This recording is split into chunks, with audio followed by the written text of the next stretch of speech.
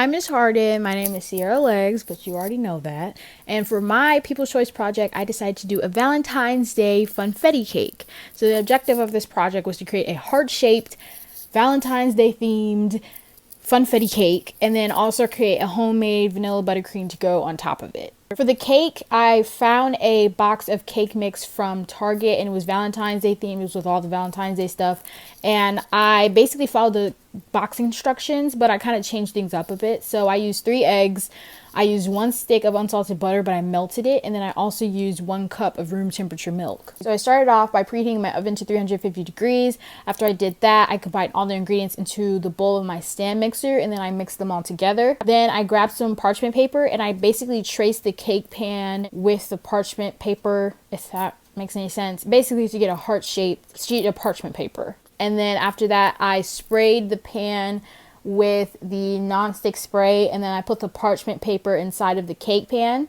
This is the cake pan that I did end up using. I only bought 1 of these, so what I had to do is I had to put half of the batter into the cake pan and then bake it, and then after it cooled down and I popped it out of the pan, I did the whole process again with spraying the pan, putting the parchment paper in there, and then putting the other half of the cake mix into the pan and then baking it. I baked the cakes for like 22 minutes each layer. I stuck toothpicks inside of them to make sure that they were completely done. And then after I was sure that they were done and I let them cool on the stove for like 5 minutes, I put them into my fridge.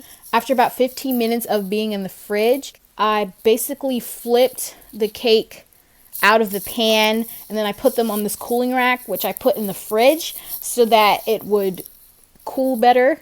I did this with both of the layers. Then I let them cool for about like 12 hours or so. Then once the cakes were cooled down, I took them out and I left them on the cooling rack, and I grabbed this serrated knife and I leveled the cakes. Then I cut off the browned edges of all of the cakes, of both of the cakes, so that you would just see the inside and you wouldn't see any caramelized edges. Then after I did all of that, I set them aside. I put them in the fridge until it was time for me to frost them. So now for the buttercream frosting. I got this recipe from a famous bakery in New York, Magnolia Bakery.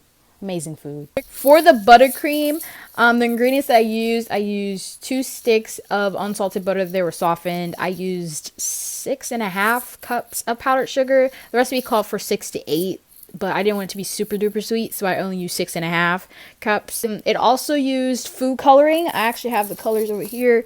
I used red, pink, and purple. And you also need to use a 1/2 cup of milk and 2 teaspoons of vanilla extract. So I put all the ingredients into my stand mixer. I only used 4 cups of the powdered sugar for like this part, and then I had used this attachment on my KitchenAid mixer.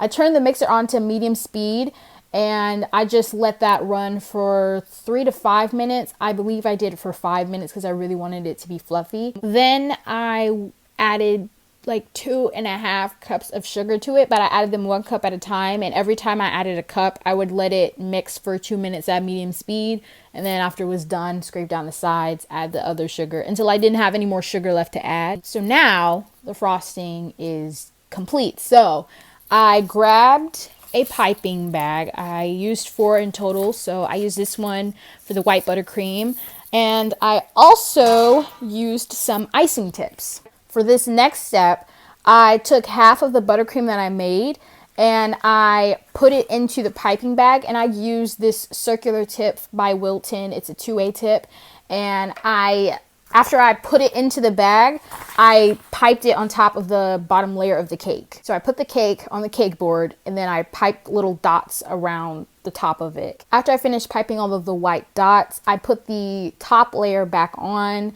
and then I took the cake board with the cake on top of it, and I put that in the fridge so that the cake would be cold for the next step.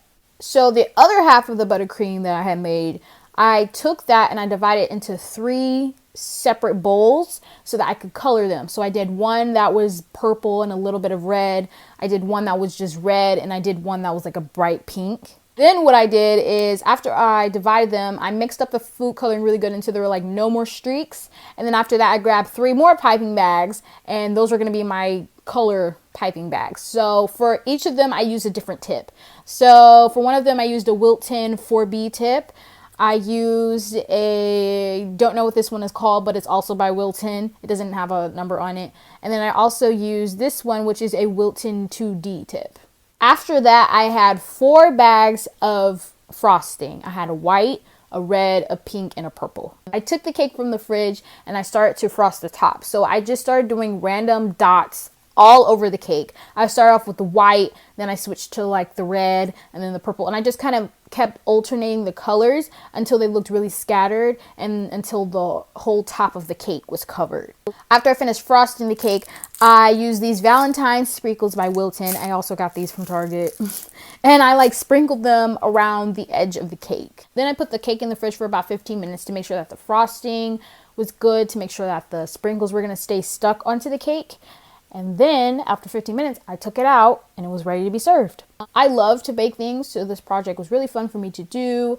I've never done a sort of naked cake and like the whole design, everything. It was something I never did before, so I really, really liked it. Something I would have changed is I probably next time would try to make the cake from scratch. I would also probably use a different kind of food coloring or just add more because the colors weren't as bright as I wanted them to be. And that concludes this presentation for my People's Choice project of making a Valentine's Day heart-shaped cake with homemade vanilla buttercream. Thank you for watching.